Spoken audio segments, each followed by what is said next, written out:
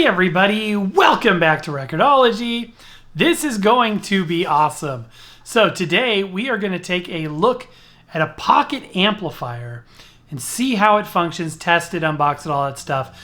But we are going to put together a turntable setup, like a complete setup, speakers, preamp, turntable, amplifier, kind of go over all of the basics for playing records for beginners, and to show you, if you haven't seen one before, how a pocket amp can fit into your system.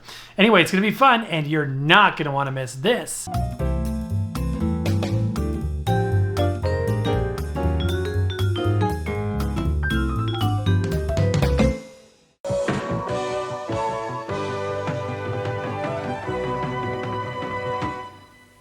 Okay, this is going to be an interesting one because if you've been watching this channel for some time, you will know that I use active speakers, which are speakers with built-in amplifiers. Therefore, I don't personally need an amplifier or a receiver or any of that because my speakers have their own amplification. However, a lot of people don't do it that way. A lot of people use external amplifiers like this or a receiver, and that's fine. And then passive speakers, you know, whatever kind they want. And that's sort of another element and a kind of a way to listen to music that I just don't personally use. So you may be saying, well, why in the world are you reviewing this? Well, I want to cover all of our bases because, like I said, this is a key component for most people when it comes to listening to records, and that's amplification of passive speakers. And I don't even own any, or I should say didn't own any speakers that were passive until today. So I'll kind of explain myself. First, we're going to unbox this. Then we're going to test it, hopefully. I have a theory of how to do that. And we'll read some reviews and stuff. Plus, I want to show you what this thing looks like in a complete vinyl setup. And we'll go ahead and put it all together. Record player, preamp, everything. So this is from Aiyima. This is the A07 Max 2 by 300 watt, 2-channel, which stereo, power amplifier. So this is a pretty simple device from what I can tell. It is simply an amplifier. So let's go ahead and get into it here. Closed cell foam. We've got a QC card that it's passed, a user manual, power supply. It kind of looks like a laptop power supply. So let's see, input. It's a multi-voltage power supply. It outputs 36 volts at 6 amps. And we've got a figure of 8 lead, as they say, on the other side. And then the device itself. And this goes in the category of what I would call pocket amplifiers. Traditionally, amplifiers are very big, bulky, heavy things. And, you know, with fins on the back to, you know, dispel the heat and heat sinks and, you know, large power supplies, et cetera, et cetera. So the concept of a small amplifier is a fairly novel idea. And if you live in an apartment or a small home or just don't have a lot of space for a vinyl setup, but you're still using passive speakers and therefore need an amplifier, this could be a good solution. We reviewed a pocket amplifier a few years ago.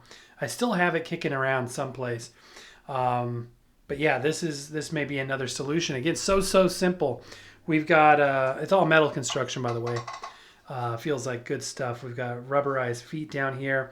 There's a mono stereo switch on the front panel. We've got a hefty knob here, and looks like stereo indicator light, mono indicator light, volume.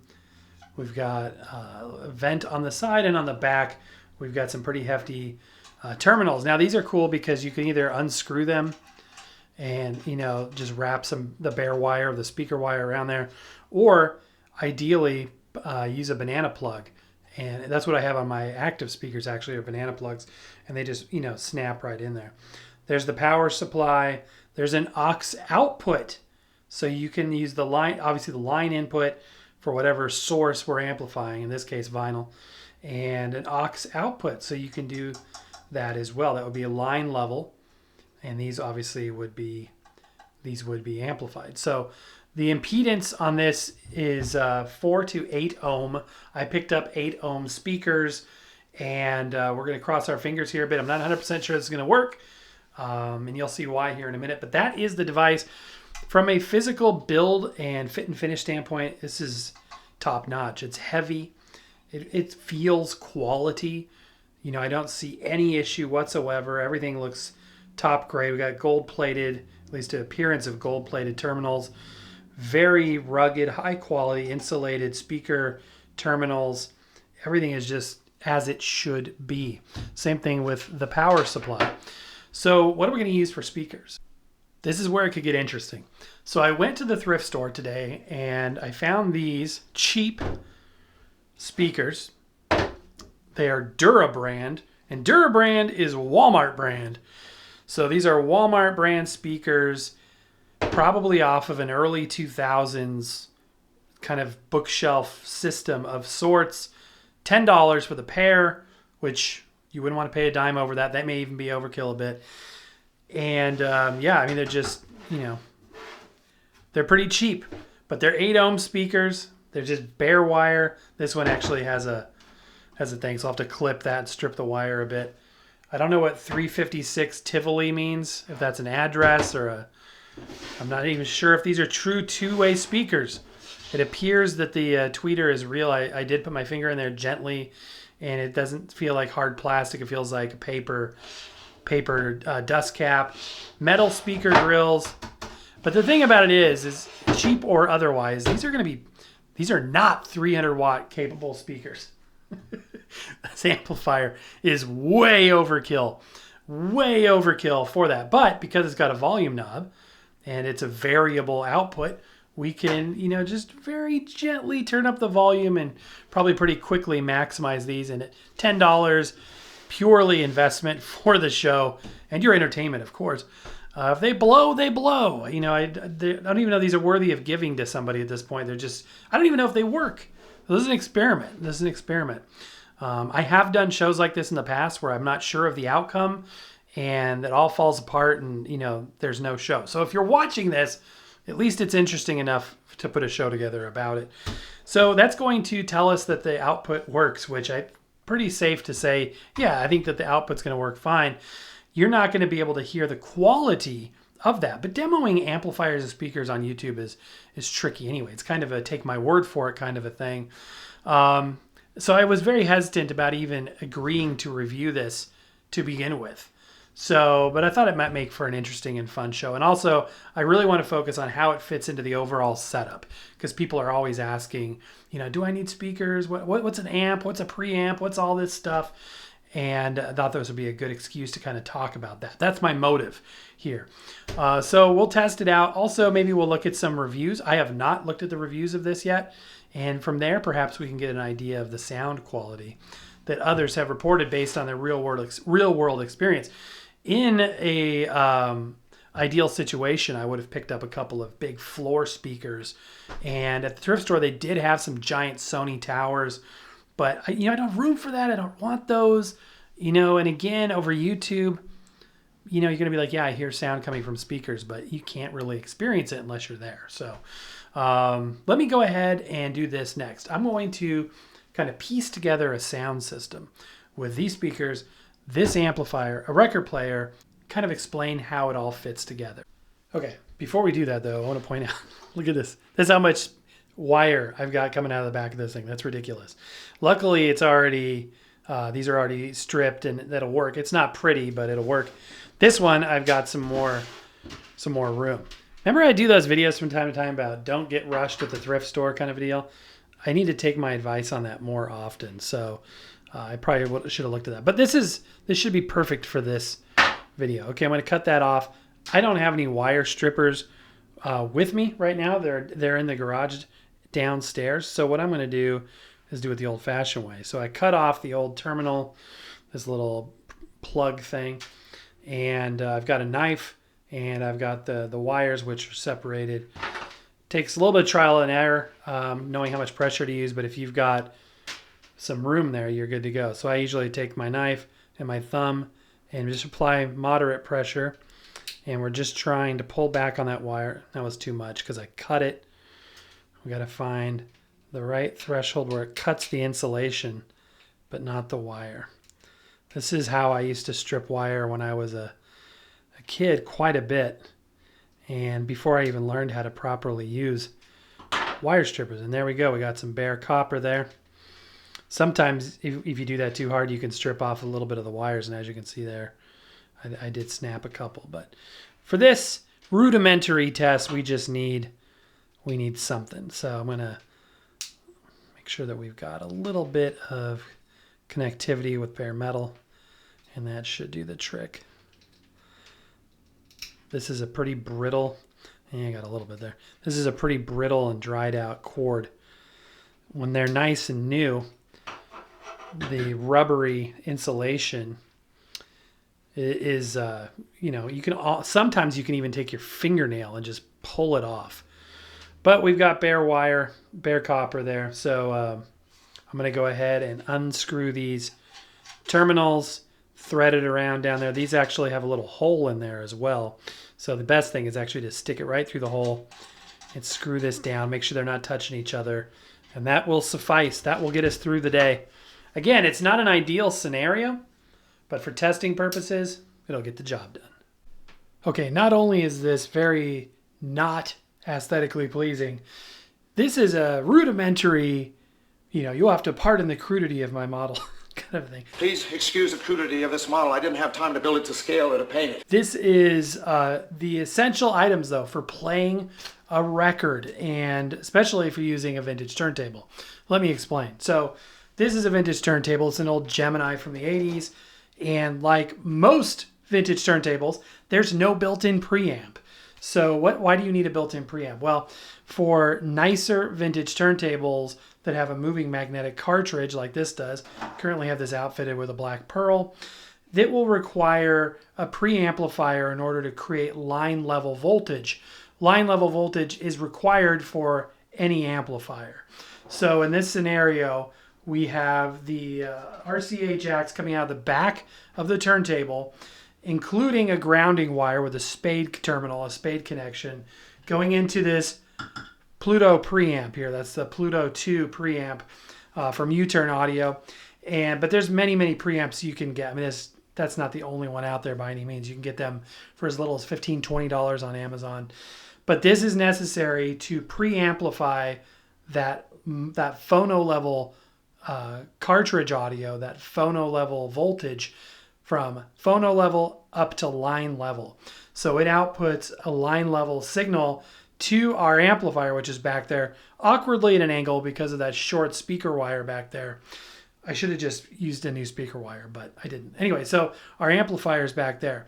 And then the amplifier takes that line level signal from this and amplifies it, to whatever the speakers need and whatever capacity that has. So that's our setup, and that is essentially what you need to play a record.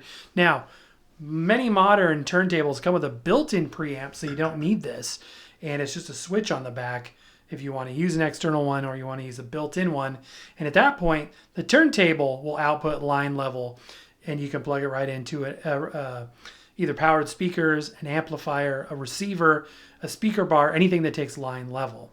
So, time to make some music, hopefully. For audio today, we're going Enoch Light, but we are going to do a different Enoch Light. I don't think I've ever had this on the channel before, at least not often. This is Enoch Light playing big band hits of the 30s and 40s. So these are, more modern recordings. These aren't 30s and 40s era recordings. These are going to be like 60s, 70s era. We're going to have 79 right there. So these will be good, full fidelity, quality stereo recordings for us to use as audio. And again, I'm going to start by very, very, gently turning up the volume on that amp, because I don't think these speakers may even be 5-watt speakers. Maybe 5, maybe 10. I would be surprised if they were anything over 15 to 20 watts each. So got to be careful or we could blow them out, which might be kind of a fun thing to try to do. I don't know. So we got the record on now. So let's go ahead and drop the needle. It doesn't matter where right now. Preamp is on. Speakers are passive, so they're connected. And when we turn this amp on, hopefully we'll hear some sound. So let me switch to the front-facing microphones. Cross your fingers with me, and hopefully we get some sound. Okay, here goes nothing. I just turned it on, first notch. I don't know if it takes a second to come up to speed. Oh, we got audio.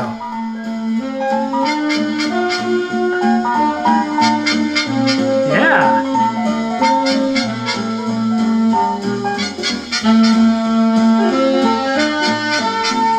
Okay, I'm kind of flabbergasted. Not that it worked. I mean, you didn't doubt me so much that you thought it wouldn't work, right?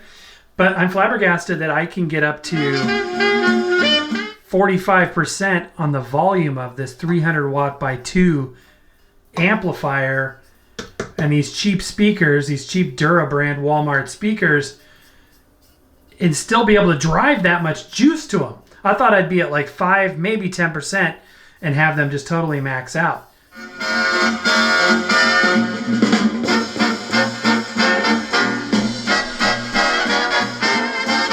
Now, they're not great speakers. I mean, they are what they're adequate speakers. Oops, I didn't mean to return the record, the tone arm there. I was trying to change tracks. They sound like what you would expect, but that's not the point. You have better speakers, it's going to sound better, right?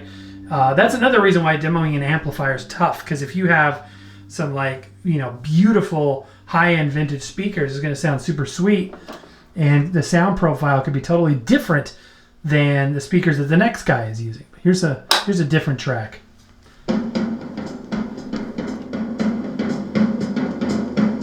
Look at that. That's like 60%.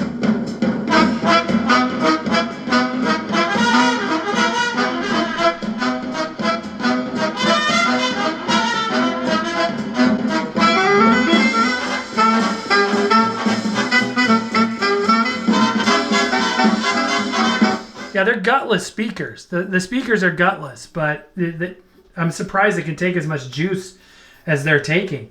But there you go. That's the setup, and the amplifier is working, obviously. The real use case will be, what does it sound like, hooked up to better speakers? So time would tell in your setup or in mine what that's going to be like. But we've demonstrated the product. Build quality seems good. It's functional.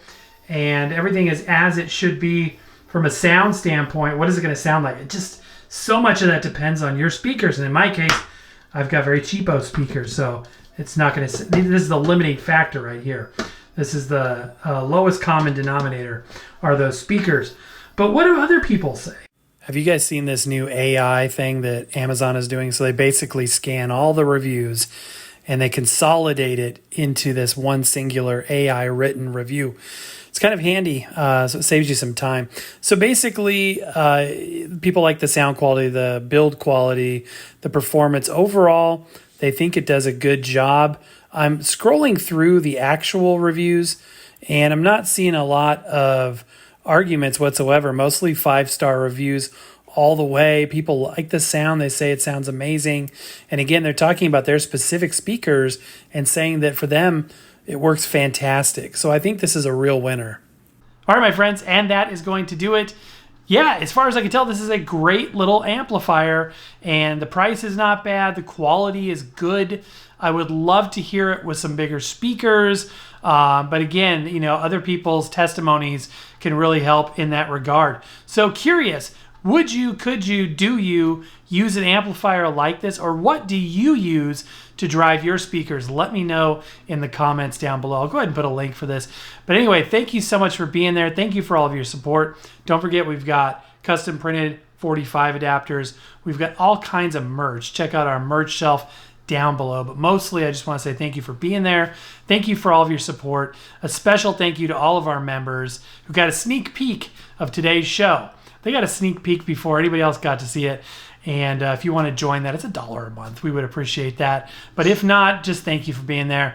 But that's going to do it for today. Happy record hunting. We'll see you next time.